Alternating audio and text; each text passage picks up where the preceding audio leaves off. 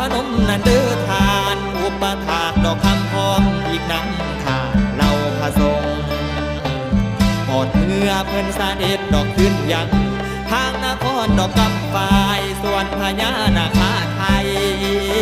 นาคาไทยสัจจามันอธิษฐาน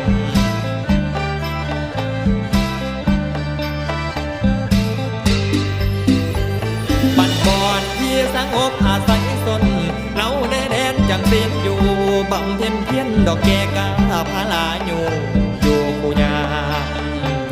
ในวังมีน้ำไหลบ่มีสิ้น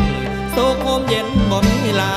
ทำน้ำลอดยอดห้วยยางเป็นสถานพิมพ์กรรมนาคาเจ้าเพิ่นแสวงนาคาเจ้าเพิ่นแสวง